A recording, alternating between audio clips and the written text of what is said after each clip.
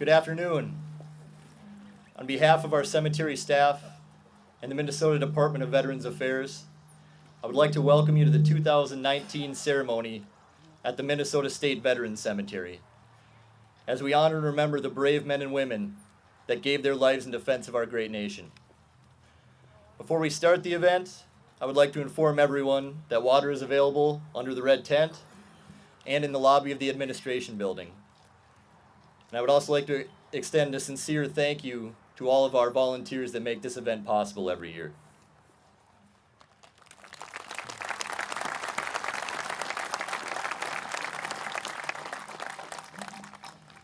As Americans, we are fortunate to enjoy many freedoms that are not common throughout the world. Regarding these freedoms, President Franklin Roosevelt is quoted as saying, Those who have long enjoyed such privileges as we enjoy forget in time that men have died to win them. This ceremony serves as a small reminder that we have not and will not forget those heroes.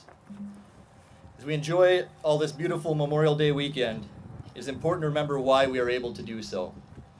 These selfless individuals thought so much of those freedoms that they were willing to give their lives to protect them. Some of those heroes are laid to rest on these hallowed grounds. Those freedoms and the sacrifices made to maintain them are symbolized by 13 stripes and a field of blue. I now ask that those who are able stand and remove your hats as the Minnesota Military Funeral Honors team post the colors. Please remain standing for the playing of the national anthem.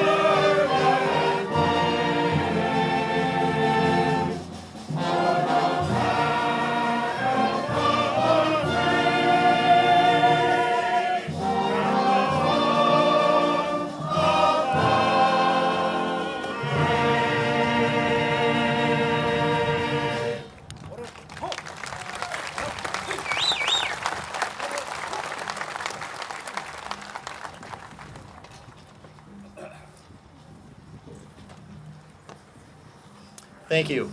You may be seated. It is now my privilege to introduce our Master of Ceremonies for today's event. Bill Osberg has served his country as a veteran of the United States Navy and has been deeply involved with the Minnesota State Veterans Cemetery, serving on the Minnesota State Veterans Memorial Association and the Memorial Rifle Squad. Please join me in welcoming Mr. Bill Osberg.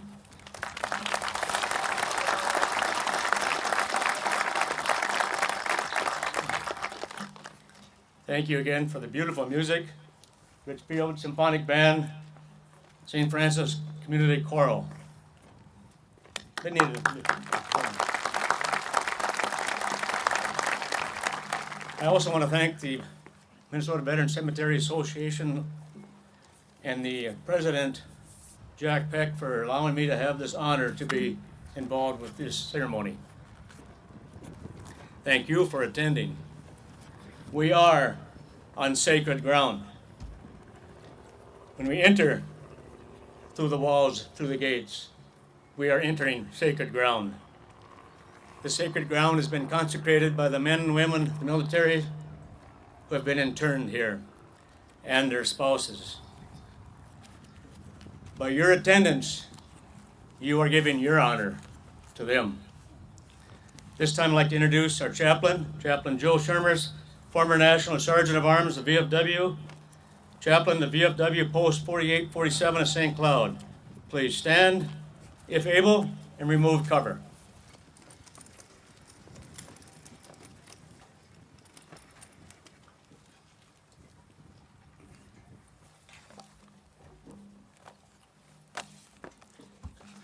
First of all, let me say this, that the weather is so beautiful, just like all our people that have turned out today. Thank you for coming.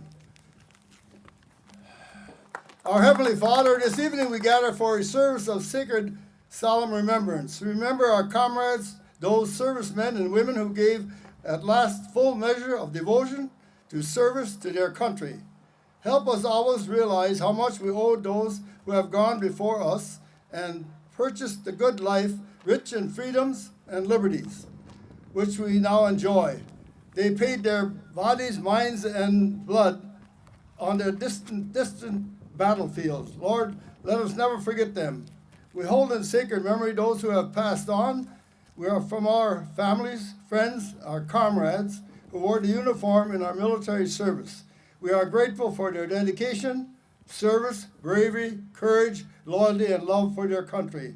Grant peace and freedom to our nation and the nations of the world, so that their great sacrifice might have none in vain. In the name of him who also died, that our mighty live, Jesus Christ. Amen.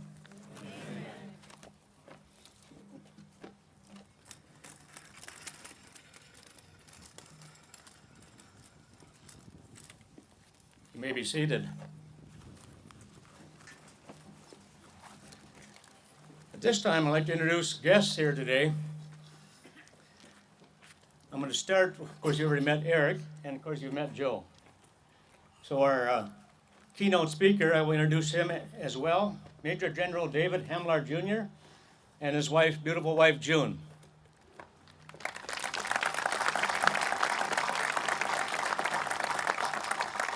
Congressman Pete Stauber from the 8th District, our district. His wife Jody is a veteran of the Iraq War. Also, to introduce Jeff Howe, State Senator, District 13. Jerry Ralph, District 14. State Representatives Ron Krisha, District 9B. And Tim O'Driscoll, District 13B. See how they get along so well? Oh, yes, yes. Please stand, if able, for the parade of flags.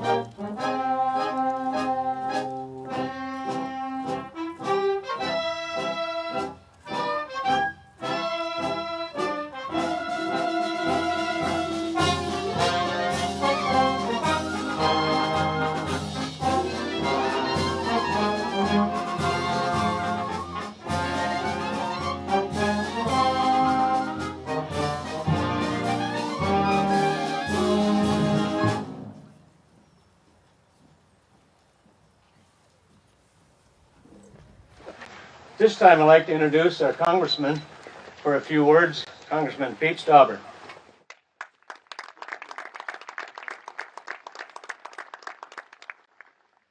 Good afternoon, everyone. Thank you for having me here today. It is a privilege to be invited to speak here at Minnesota State Veterans Cemetery in honor of our fallen service members. This Memorial Day weekend, we come together as a nation to honor those who gave the ultimate sacrifice for our country. It is deeply personal for many families. I am sure many of you in the audience have your own story about what Memorial Day means to you and your family.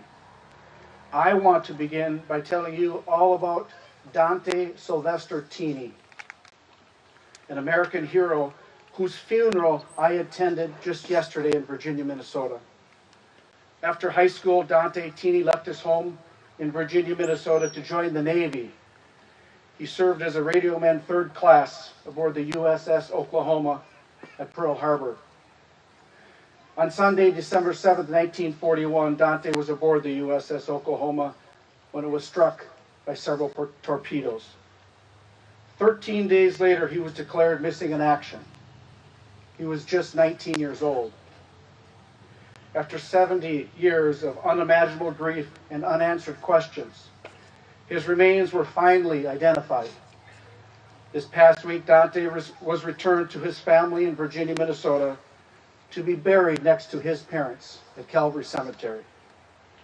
It was a privilege to be present at this American hero who was laid to rest, but was also a solemn reminder of the sacrifices made by our service members, both men and women, and their families.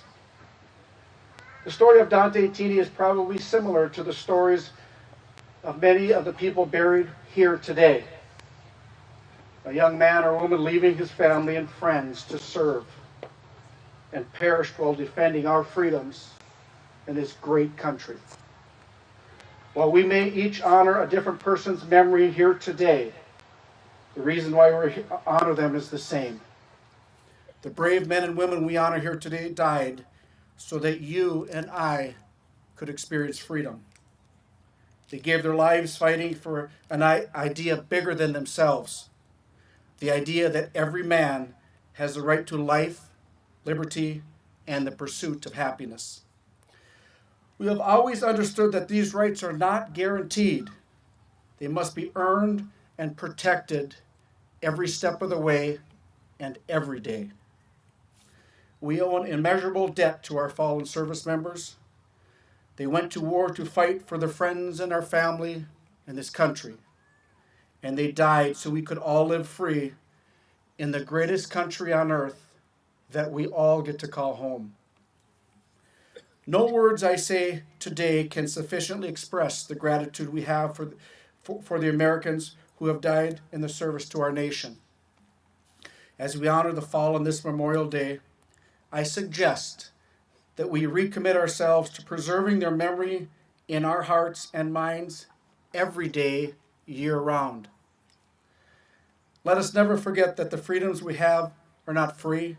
It is paid for every time one of our brave service members falls in battle. The goal that we strive for, the goal which these men and women fought and died for, is freedom. As long as we have brave men and women who are willing to fight for this freedom, America will continue to be the shining city on the hill. It was an honor to address you all today. May God bless all the men and women who gave their lives defending our great nation. I will leave you with the words of the Apostle John. Greater love hath no man than this, that a man lay down his life for his friends. Thank you, and continue praying for this wonderful nation. Thank you.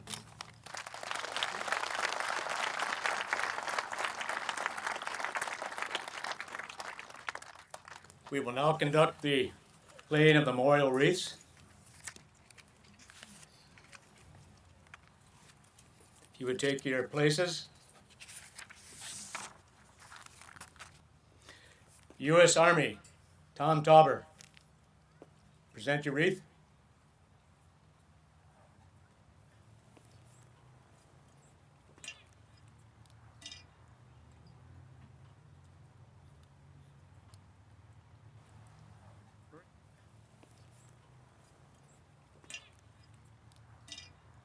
Marine Corps, Ron Specker Jr., Senior.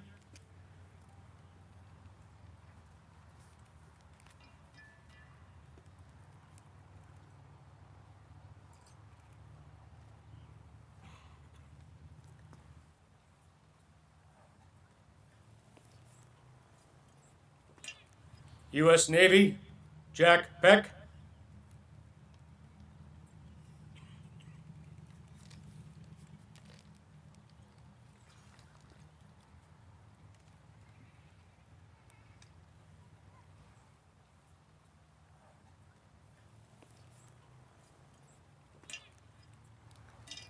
U.S. Air Force, Robert Lindquist.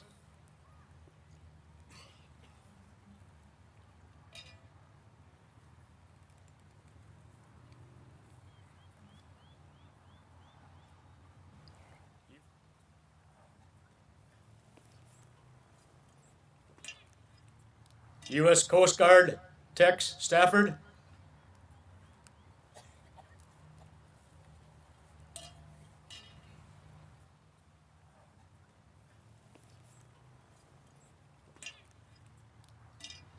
Merchant Marines, Terry Schwab.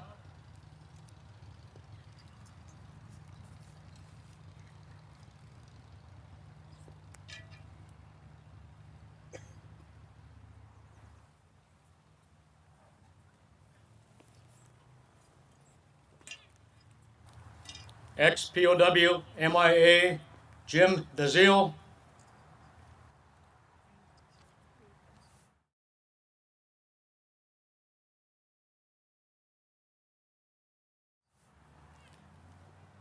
POW, Diane Bates.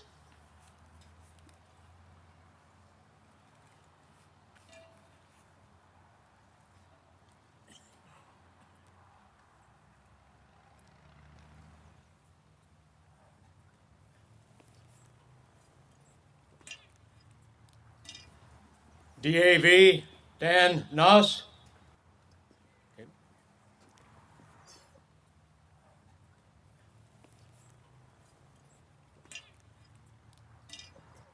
Korean War Vets, Contingent Chapter 1.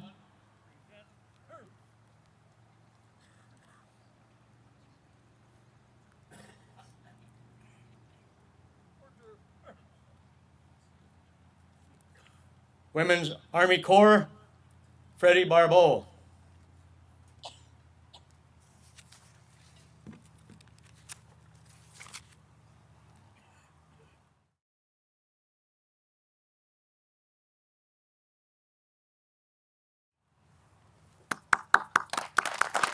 You may be seated.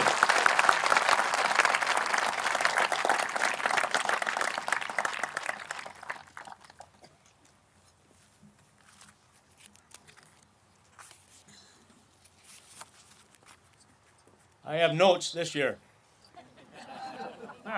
Richard Burt and the Richfield Symphonic Band with the Armed Forces Medley. Army.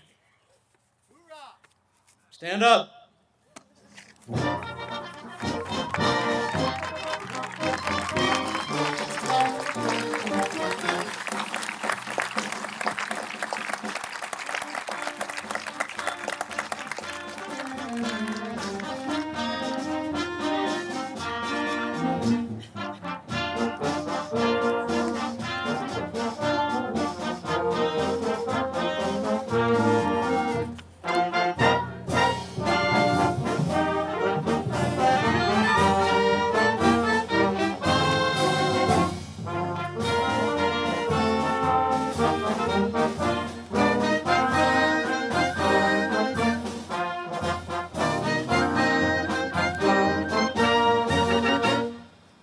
Air Force, please stand.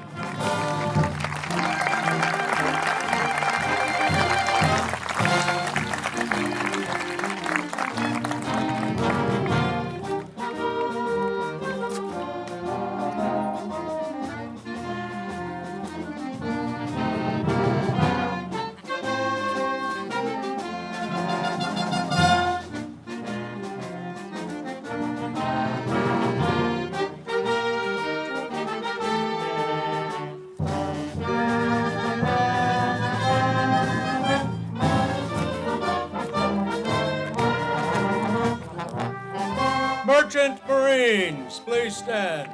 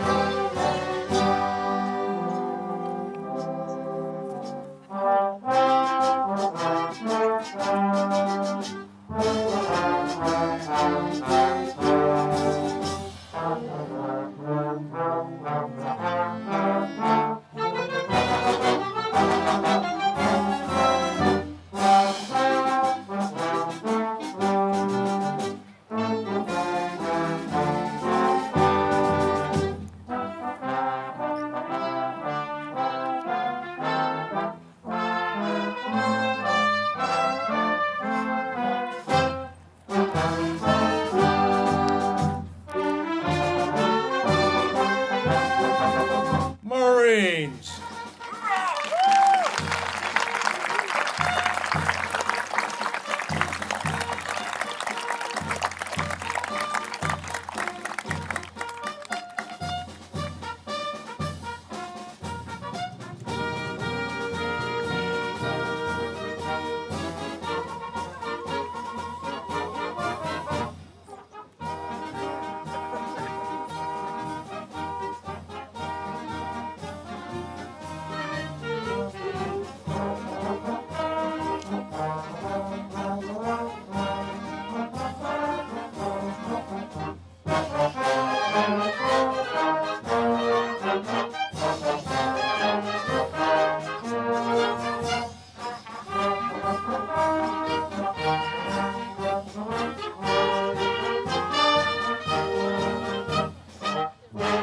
Coast Guard, please stand.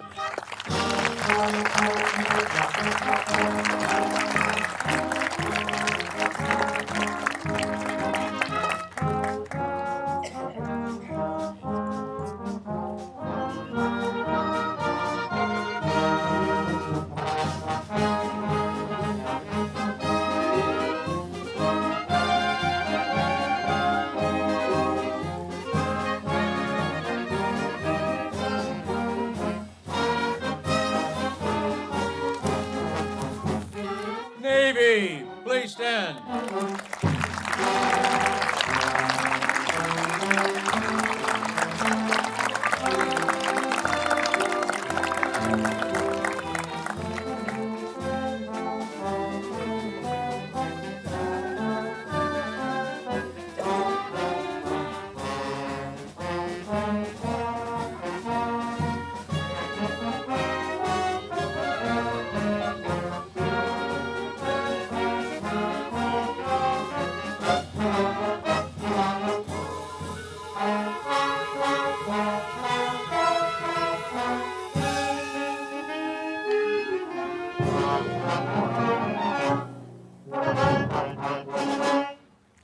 Thank you. What a beautiful band. What a beautiful band.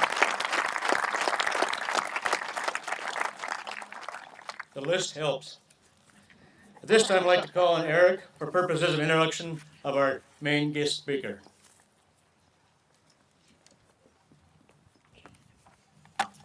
It's truly an honor for me to introduce our guest speaker. We are fortunate to have with us today retired Major General Dr. David Hamler Jr. and his wife June. Now, if I were to read all of General Hamler's accomplishments and accolades, we would be here until Wednesday. So, my apologies, sir, but I'm just going to give a brief summary here. General Hamler was born in Columbus, Ohio, where in high school he focused on academics and excelled in athletics. These talents would lead him to Tufts University, where he played football, ran indoor track, and played baseball while obtaining a degree in biology. He attended dental school at Howard University in Washington, D.C., aided by a scholarship from the National Health Service Corps. As a commissioned officer, he fulfilled a 3-year commitment at various locations. He then returned to school at The Ohio State University College of Medicine, where he completed his residency in ENT and head and neck surgery. And again, thank you, General, because he told me I didn't have to try and use the real medical terms for any of this. It was during medical school that he joined the Ohio National Guard. A fellowship in facial plastics and reconstructive surgery brought him to the University of Minnesota and would lead to his transfer to the Minnesota Air National Guard.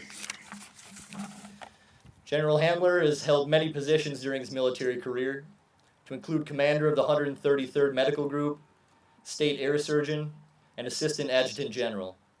He has served in support of Operation Desert Shield and Desert Storm, and deployed in support of Operation Enduring Freedom, Operation Iraqi Freedom, and numerous humanitarian efforts around the world.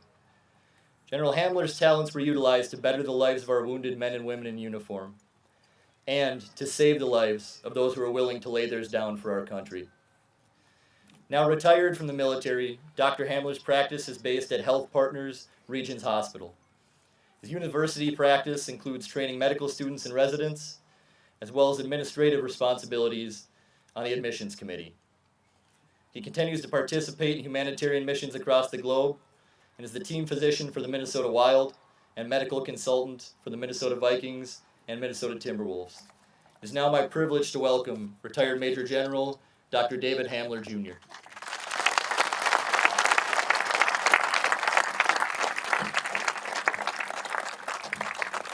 Thanks, Eric. You know how important a person is if you see the number of cracks in their cell phone. I want to thank Charles Kapsner, who introduced me to the community up here. Of course, I've come up here to drill in the past, but he's doing a wonderful job with the paintings. And if you haven't seen it in the hall, in Committal Hall, you should go by there. Anyway, thanks, Bill, for your emceeing. It's truly an honor to be invited to come here today. Congressman Stauber, distinguished guests, service members, families, friends, ladies and gentlemen, and of course our veterans. Before I begin my prepared remarks, I want to share my personal experience. I deployed 6 times, and for that, I was able to take care of our heroes. Many of you know about the golden hour. In emergency room response, we say if we can get someone there during that golden hour, we can save them. But in the military, it became the golden 2 minutes. Today, we train combat lifesavers where their injuries are stabilized right in the battlefield. If they reach a FAST, which is a forward surgical team, an EMEDS, which is expeditionary medical, or a CASH, which is a combat surgical hospital, we have greater than a 98% chance of saving them. Unfortunately, I've been on the other end of the 2%. Those are the hardest days of my life, and you never forget them. Just today, I met a Gold Star mother. LaDonna, where are you? Are you out here?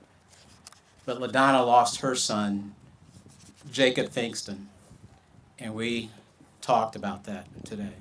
And that's why we're here today. Welcome to today's ceremony, and thank you for attending. I'm honored to be speaking with you today on such an important occasion.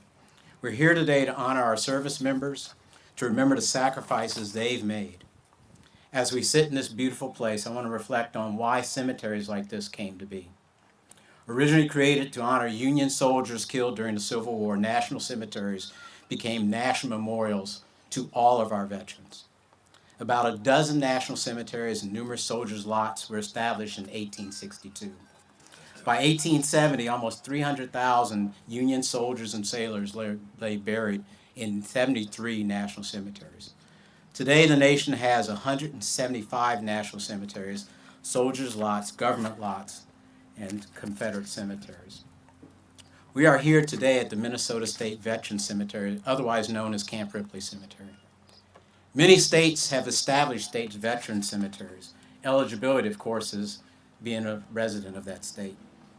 I share this information with you not because of my own wanting to show you what I know, but because the desires of one of our own who's laid to rest right behind you, Section C, Grave 1, Plot 168647269. General John William Vesey's desire was to return home to Minnesota and lay beside his troops. He exemplifies all that was good about our servicemen and women who dedicated their lives in protecting our great nation. General Vesey was born June 9, 1922 in Minneapolis. He enlisted in the Minnesota National Guard at age 16 as a motorcycle rider before graduating high school. He was in the 34th ID during World War II in North Africa, was later sent to Germany and Korea.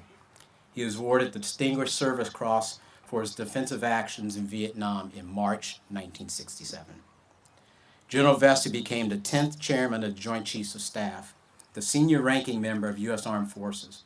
He was appointed to that post by then President Reagan. General Vesey retired from the military in 1985, but continued to serve under Presidents Reagan, George H.W. Bush, and Clinton as a special emissary to Vietnam, where he led U.S. efforts to account for our military personnel missing in action. He received the Presidential Medal of Freedom, the nation's highest civilian honor, in 1992. He's buried right over there among his fellow state veterans. The Greek philosopher Thucydides once said, "The bravest are surely those who have the clearest vision of what's before them, glory and danger alike, and yet notwithstanding, go to meet it." We're here today to honor our heroes, to remember their achievements, their courage, and their dedication, and say thank you for their sacrifices. Thinking of our heroes who join us in this group today, and those who are here only in spirit, a person can't help but feel awed by the enormity of the encounter. We stand in the midst of patriots and family and friends of those who have nobly served. Those service members we honor today came from all walks of life, but they shared us several fundamental qualities.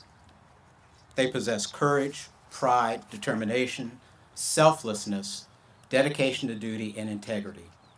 All the qualities needed to serve a cause, as Congressman Stauber said, serve a cause larger than oneself. Many of them didn't ask to leave their homes to fight on distant battlefields. Many didn't even volunteer. They didn't go to war because they loved fighting. They were called to be part of something bigger than themselves. They were ordinary people who responded in extraordinary ways in extreme times. They rose to the nation's call because they wanted to protect the nation as us that gave them a shot. Since the first shots at Lexington and Concord were fired and our Revolutionary War began, American men and women have been answering the nation's call. Millions of Americans have fought and died on distant battlefields to defend our freedoms and way of life. Today, our troops continue to make ultimate sacrifices, and even as we lose troops, more Americans step forward and say, "I'm ready to serve." They follow in the footsteps of generations of fine Americans. The idea of Memorial Day, originally called Decoration Day, rose from the ashes of the Civil War. Following the Civil War, at least 620,000 Americans, both Union and Confederate, had been killed and hundreds maimed. Through the course of the war, Americans had blasted at each other's lines with cannons, burned cities and towns on our own soil. Americans had locked each other up in prisoner of war camps and torn up railroads that connected the North and South. Homes, schools, churches, from Antietam to Vicksburg were riddled with bullet holes. The war's unprecedented carnage and destruction was a scale not at that time imaginable, and it changed America's view of war forever. From those dark times, it was the families who were honoring their dead that began to bring the light of reconciliation. Although there are different versions of how Memorial Day began, one story goes that grieving families, both Northern and Southern, began decorating graves of their lost soldiers with flowers and wreaths. In one city, Mississippi, people decorated graves of both Union and Confederate troops out of the respect of families of the Union soldiers, with the hope that someone would do the same for their lost loved ones in the North. These informal honors led to the first Memorial Day observation in Waterloo, New York on May 5th, 1866. Congress officially recognized Memorial Day as a federal holiday in 1887. Since then, with each passing year and subsequent conflicts, we've continued to honor our troops. We've awarded medals to many servicemen and women, added their names to monuments, named buildings for them to honor them for their bravery. But nothing ever can replace a family's emptiness of a fallen service member and no number of medals or ribbons can comfort the ones left behind. I'd like to ask the service members, if you can, who are here today, to stand. Please stand, if you can.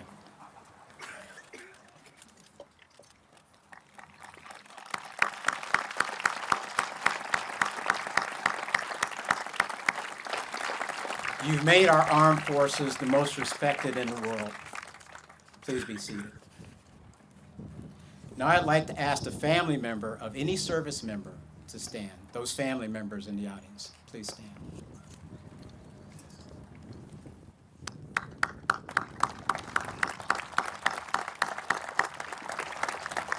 We know you have lived through difficult times and often taken the heavy load to keep the home fires burning. Thank you for what you've done. Please be seated. Today, people throughout the country will gather to remember, to honor, and pay gratitude to those who have served our country. Our gathering is just one small spark in a flame of pride that burns across the nation today and every day. It's not a lot, but it's one small way we can honor those who have made the ultimate sacrifices so that we can live in freedom. Your presence here today and that of people gathering all across America is a tribute to those lost troops and their families. It's a way to say that we remember. From the service members who shivered and starved through the winter at Valley Forge, to the doughboys crouched in the muddy trenches of France, to the greatest generation who fought World War II, followed by that forgotten Korean War, to the platoon who patrolled the hazy jungles of Vietnam, and the young men and women thrown into the Gulf War, and those now patrolling the mountains of Afghanistan and the sands of Iraq. We remember and we honor them all. Memorial Day is a day we as a country come together to honor and remember our servicemen and women who answered America's call to service and paid the ultimate sacrifice. Memorial Day is a time for Americans as one body to stand up and say thank you. We remember you. We are grateful to you. Thank you for attending today. God bless you, your families. God bless our troops, and God bless America.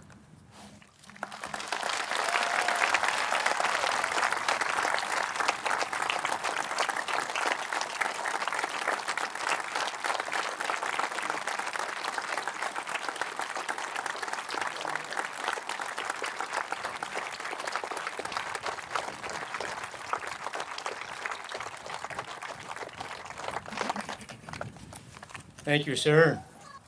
We will now have the Fallen Soldier Display Ceremony conducted by the Korean War Veterans, Minnesota Chapter 1. To my left. Gentlemen.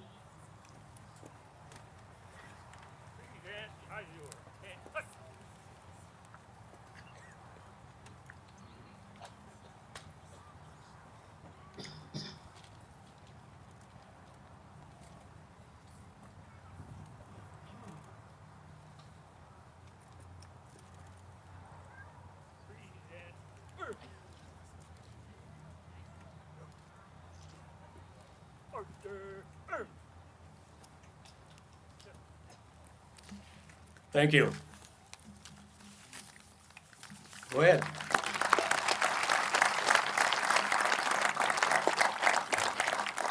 And if I may, please, it's not in the program. Go ahead and gentlemen, sit down. This is on bronze plaque in an unknown cemetery in honor of Vietnam veterans. They served, they fought, they died, and received neither their country's glory nor their country's compassion. May that small part of ground serve as a special tribute to them, Vietnam veterans.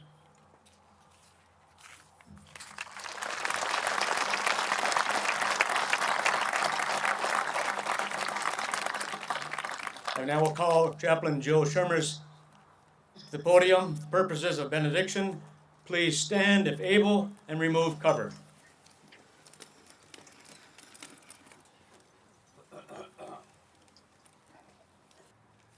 Well, I hope you like my prayer that I love so dearly with me leading and you answering me. In the rising of the sun and its going down, we remember them. We remember them. In the glowing of the wind and the chill of the winter, we remember them. In the opening of the buds and in the rebirth of spring, we remember them. In the blueness of sky and in the warmth of the summer, in the rustling of the leaves and in the beauty of autumn, in the beginning of the year and when it ends, when we are weary and in need of strength, when we are lost and sick at heart, when we have joys we yearn to share. So long as we live, they too shall live, for they are now a part of us as what? Thank you very much, and get home safe. We look forward to the next year. Thank you. God bless you all.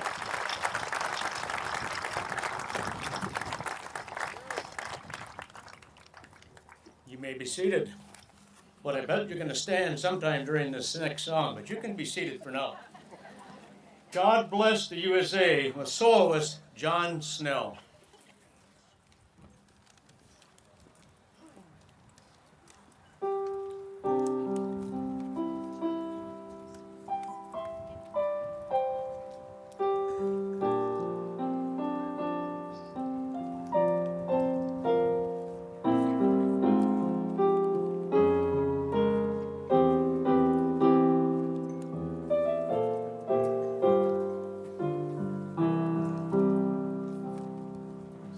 If tomorrow all the things were gone I'd worked for all my life, and I had to start again with just my children and my wife, I'd thank my lucky stars to be living here today, 'cause the flag still stands for freedom, and they can't take that away. And I'm proud to be an American, well, at least I know I'm free. And I won't forget the man who died, who gave that right to me. And I'll gladly stand up next to you and defend her still today. 'Cause there ain't no doubt I love this land.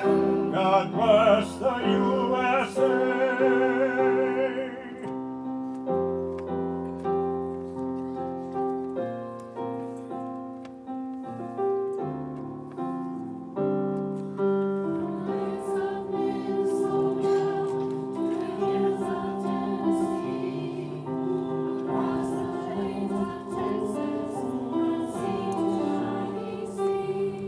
From Detroit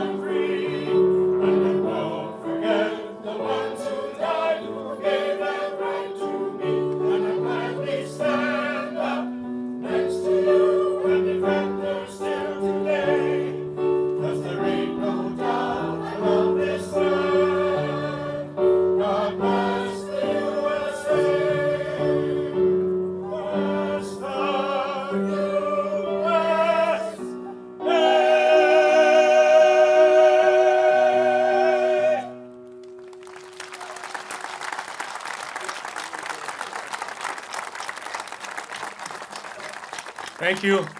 Thank you. Please remain standing. Yes.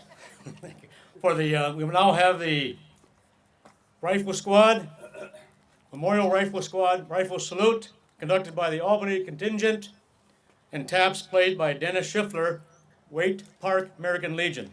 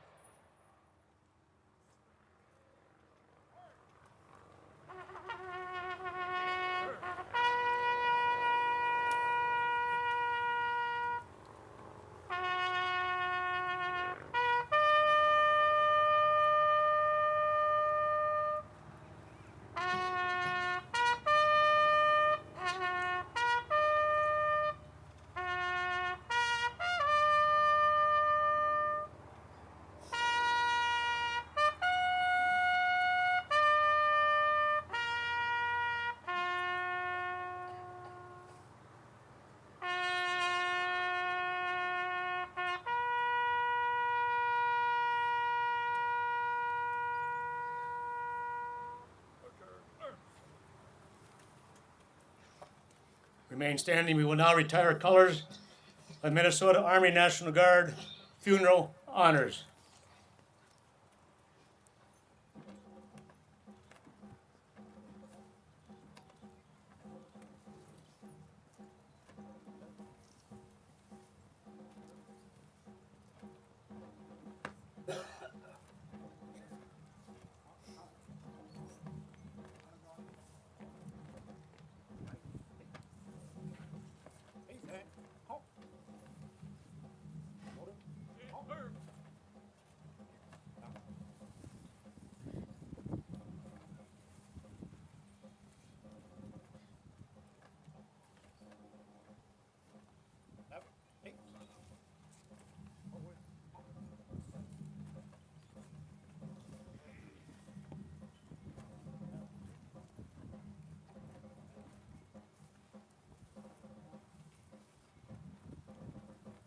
You may be seated.